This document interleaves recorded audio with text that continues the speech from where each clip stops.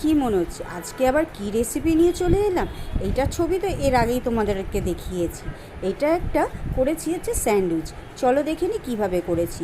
আচ্ছা, আগেই সরি চেয়ে নিই, এইখানে কিন্তু আমি পুরো সব কিছু দেখাতে পারিনি, কারণ ভিডিওটা করেছিলাম ঠিকই, কিন্তু কীভাবে যেন ডিলিট হয়ে গেছে। এখানে যেটা দেখছো এটা হচ্ছে আলু সেদ্ধ। আলু সেদ্ধর মধ্যে শসা, পেঁয়াজ, টমেটো খুব ভালো করে ঝিরিঝিরি করে কুচিয়ে নিয়েছি, কাঁচা লঙ্কা কুচি, ক্যাপসিকামটা অল্প দিয়েছি কুচিয়ে, দিয়ে খুব ভালো করে মেখেছি। আর দিয়েছিলাম এর মধ্যে ডিমের কুসুম, নুন, চিলি ফ্লেক্স, অরিগ্যানো আর মেয়োনিজ। খুব ভালো করে দিয়ে ভালো করে মেখে নিয়েছি। তারপর ব্রেডের মধ্যে এরকম বাটার মাখিয়ে মাঝখানে এই আলু সেদ্ধর পুরটা খুব ভালো করে ছড়িয়ে দিয়েছি, দিয়ে ওপর দিয়ে আর একটা ব্রেড চাপা দিয়ে স্যান্ডউইচ মেকারে ঢুকিয়ে দিয়েছি। ব্যাস হয়ে গেছে, আমার হয়ে গেল। তাহলে এইভাবেই স্যান্ডউইচটা তৈরি।